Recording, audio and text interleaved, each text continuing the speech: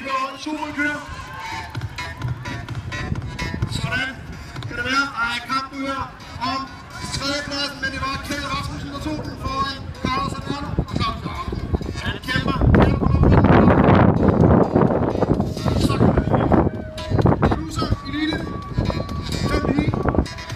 Endnu en gang, der er det nummer dobbelt 18. Der er det Martin Askov, der tager føringen for nummer 23. Det var Jesper Simon, så er det Michael Vincent på en tredjeplads. Og det var Jannik Thorsen på 4. plads, og det 24 tager 5. plads.